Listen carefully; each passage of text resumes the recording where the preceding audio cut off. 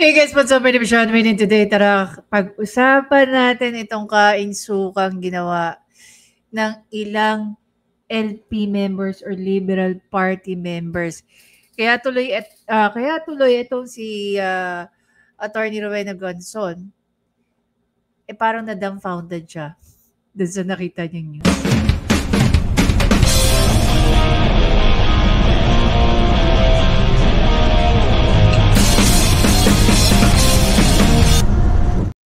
Eto na nga guys, So, meron tayong nakitang news article coming from Sunstar Davao. Ayon sa kanila, a majority of Liberal Party members have officially aligned themselves with the growing supermajority coalition in the House of Representatives. Akala mo sa House of Representatives ngayon parang may mafia na, no? Which supports Speaker Martin Romualdez' continued leadership in the 20th Congress. This move brings the total number of formal supporters to 278 out of 285. So, ilan yun? 287 minus 285.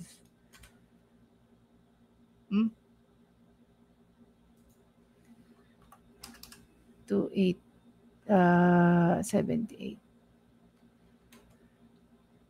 7. Di lang sila super minority midgets. Deputy Speaker David J.J. Suarez of Quezon emphasizes that this signifies a strong cross-party consensus, recognizing Romualdez as the most capable and unifying leader for the chamber, especially during the critical second half of President Marcos' term. As of now, 285, parang parang impeachment lang yung nangyayari. House members have pledged support for Speaker Romualdez, with 278 having signed formal declaration, among them 4 of 6. 6? Bakit 7 dito? Do the math. LP members who have joined the broader push for legislative stability and continuity. Ayon dito kay Representative J.J. Suarez. So ngayon, pinost to actually ni Attorney Rowena Gonzon more than 2 minutes ago. I had this about an hour ago. Ngayon, there were, sabihin na natin, 20 na nag-comment. Ayon sa isang nag-comment dito na si Mr. Bello, unifying corruption. Tawa siya. Ha, ha, ha, ha, ha. Do you agree? Do you agree? Kasi, upon reading this, no, nare-recall ko tuloy yung sinasabi ni Congressman Toby Tiangco. 'Di ba? Kaya nga sabi ni Senator Amy Marcos, if it's really sincere or honest about what he is saying, bakit hindi siya samahan, no, maging witness siya sa ifa-file ni Senator Amy Marcos sa Supreme Court to stop the impeachment because it is, sabihin na lang natin, embedded by bribery ayon sa mga kwento ni Toby Tiangco. Sabi naman itong Danay Zala, pag kay Duterte kasi walang mananakaw, meron siguro konting-konti lang. Hindi gaya na tinatamasa nila ngayon. Sabi ni Tonix, nagsanib puwersa ang mga nasa kadiliman. 'Di ba? Alsamir, ayaw nang umalis sa pwesto, sagad ng ang babawiin niya ang ginastos ng 2022 election. Binabaliwala ang democratic government. Sabi naman ni Henry C. dito, Unipink na pala. Sabi ni Clark Ilige, asan yung never again nila? Sabay tawa. Sabi ng isang Sara Castillo, money speaks, Attorney Guanzon. Danilo Taping, puro kayo pamumulitika, magtrabaho kayo pag maayos, pera ng taong bayan ang inyong nilulustay, dugot pawis namin. Ayon kay Sir Danilo. Sabi naman ng Matt Lopez, That's normal in politics. Pustahan, pag si Sara ang presidente, lipat lahat yan kay Sara. I really doubt it. No? Kasi even nung time ni PRRD, kahit pa si mga predecessors ni PRRD, like sila GMA, PGMA, sila Pinoy, sila, walang ganito, walang monopoly of leadership. 'Di ba? But when money speaks, everyone listens, sabi naman ni Benjamin Botcon. Nagtago sa color pink ang mga C. Unifying dahil sa pera, sabi ni Tet Hidalgo. Tingnan mo yung mga netizens, gets na nila kung bakit. Kung bakit gusto ng mga 285 na si Romualdez pa rin ang maging Senate President. 'Di ba? Pero sa nangyayari ngayon, Sa nangyayari ngayon with Senate, ang Senate mismo, hindi pa nga sila bumabalik sa kanilang recess. Okay? Hindi pa sila bumabalik sa recess. Pinag-iisipan na nilang palitan. Actually, hindi pinag-iisipan. Gusto nilang palitan si Chis Escudero as the Senate President. 'Di ba? Bakit? Kasi ang Senado, purely trabaho ang ginagawa. Walang pamumulitika, walang kahit anong gawing pera. Maliban dun sa last part. No? Si Senator Amy Marcos ayaw ng ayuda. Pero ipinilit ni Cheese at saka nito ni, what's the name of this, ampon ni FPJ? Si Grace po. 'Di ba? Pumayag sila dahil magkakaroon na ng 5 billion yata na mapupunta sa Senado. Bakit yung pinaghahatian yung AIX o yung pondo o yung pang-ayuda? Unang-una, hindi naman yan ang nakamandato sa inyo na kayo mamimigay ng mga ayuda. Diba tinanggalan nyo nga ng budget si VP Sara sa mga social programs niya? Dahil kesyo tawag dito, nagkakaroon ng redundancy. Alam niyo dati, I've been helping some of my friends. Nakakalapit sila sa Office of the President, nakakalapit sila sa PCSO, DSWD, at saka sa Office of the Vice President. Tinanggalan nyo ng pondo ang Office of the Vice President kasi itong mga ahensyang itong nabanggit ko, hindi naman nila ibibigay ng buo kung ano yung kailangan. Okay? Ng isang tao. Whether it's about their medicine, medical procedure, operation, hospitalization, hindi nila ibibigay ng buo yan. So, ginagawa nila, they go from one office to the other para lang mabuo nila ang pangangailangan nila. I'm gonna give you one very good example. I've been hearing videos, I've been watching videos rather, sa TikTok. And some of the videos na napapanood ko is about cancer. There's this one patient, pupunta siya sa, alam niyo ba kung magkano ang cost ng PET scan? It's around 50,000 for PET scan. Kung cancer patient ka, every 3 months, every 6 months, every 1 year, nagpapa-PET scan ka. Kung walang tulong ng DSWD, walang tulong ng Malasakit Center, or ng PCSO or Office of the President, do you really think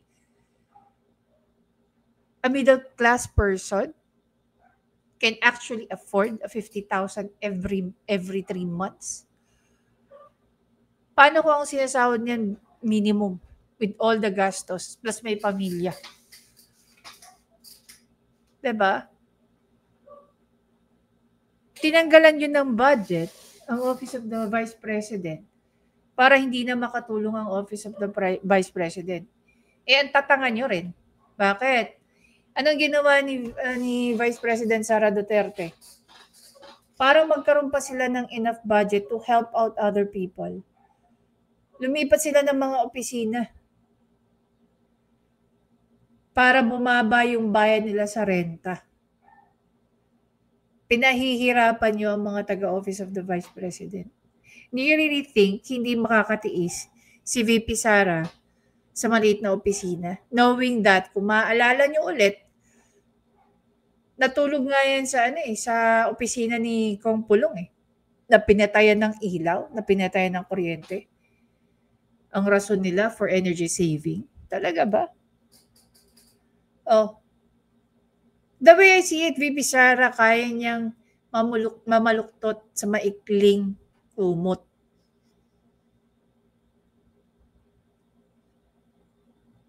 Pero there's a very appropriate Tagalog word to use Nagpakasasa ang ilang politiko sa ayuda.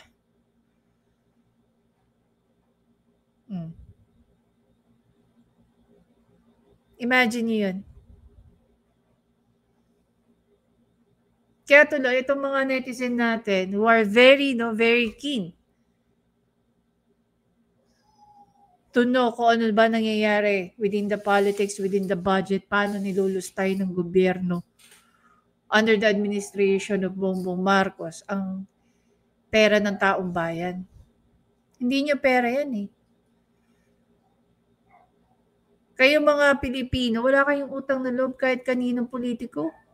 Kasi pera natin yung nilulustay nila at pinalalabas nila na binibigay sa inyo. Do you really think these people are that generous na magbibigay sila sa inyo ng pera out from their pocket? No, of course not. Balikan natin yung sinabi ni Mayor Magalong, yung mga scheme nila. Hindi natin alam kung gaano nakatagal nangyayari to. Nangyayari ba to ngayon lang panahon ni Bongbong Marcos o nangyayari pa ito? Or nangyayari ito even nung panahon ni PRRD, ni Pinoy, or ni GMA? Because of the power ng social media, people use it as a platform where they inform people and made aware kung ano ang nangyayari. And then pag nag-react tayo, nagbigay tayo ng commentary natin, may it be like this or may it be through the comment section, habulin ka. Pero ako personally, like say for example, in the case of Mayor Magalong, so nagsiwalat siya ng mga bagay-bagay. Okay, about sa scheme ng mga paayuda, ng mga sortie, and so on and so forth. Nagpatawag pa nga, I think it was Senator Amy Marcos na nagpatawag nun. Sana merong makasuhan tungkol dyan sa naikwento sa atin ni Mayor Magalong. Diba? Sana habulin ni Bongbong Marcos ang lahat ng taong bumabalahura sa kanyang administrasyon sa pagtitake advantage ng kabaitan niya kuno. Diba? Yung sobrang kabaitan mo, ano nangyayari? Kaliwat kanan na korupsyon ang ginagawa.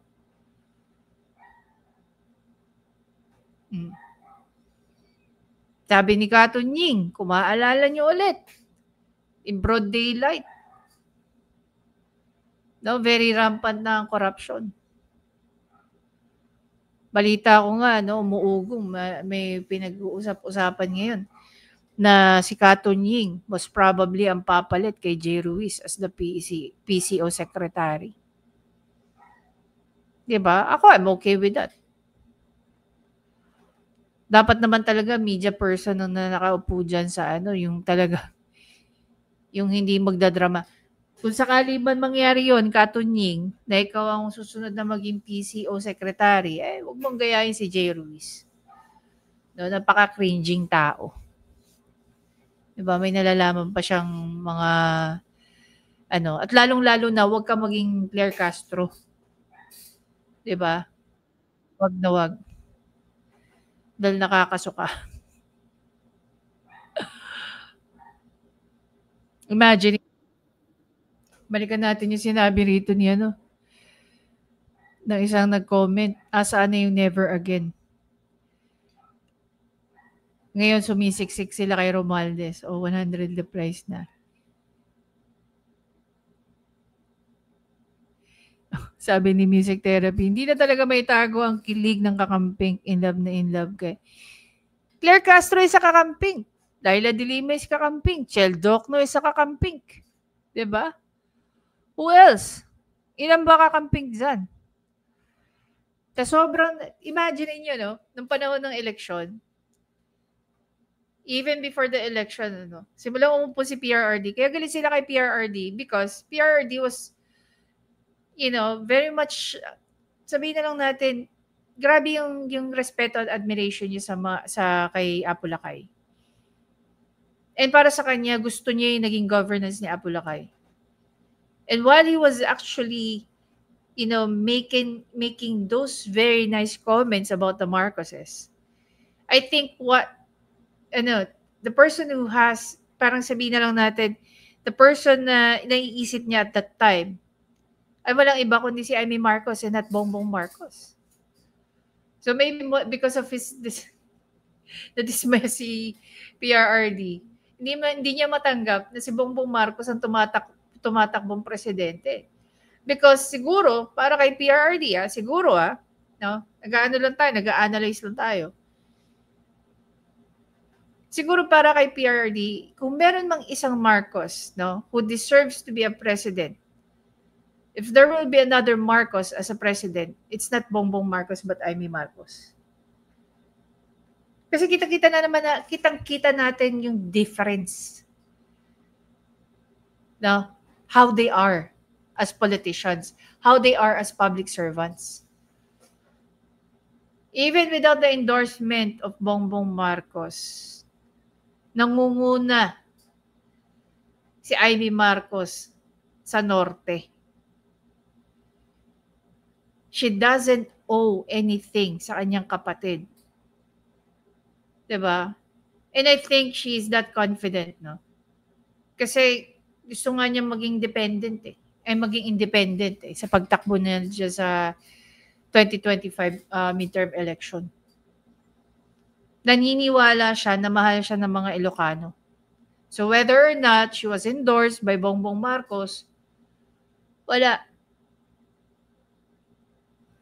Mananalo siya at wala siyang pakialam kung meron o walang endorsement yung kanyang kapatid. Do you know the issue of Mayor Kian Marcos? Oh. Another Marcos na pinag-iinitan ng mga Marcos din. But anyway, that's another story to talk about. Kamusta naman yung 'di ba? Kamusta naman ang dignidad at paninindigan ng mga LP? Hindi ko alam kung ano kaya sasabihin ni Ninoy Aquino rito. No? O kaya ni Cory Aquino. Siguro lang kung maayos yung kalusugan ni Chris Aquino, baka napamura na yun. Buti pa si VP Sara unbound, no? Unbound. Ang mga taga-LP, humalik pa sa paa ng isang Romualdez. Kaya tuloy naging comment na lang ni Attorney Gonzon dito, no? 3 question mark. Diba? Nakakaloka.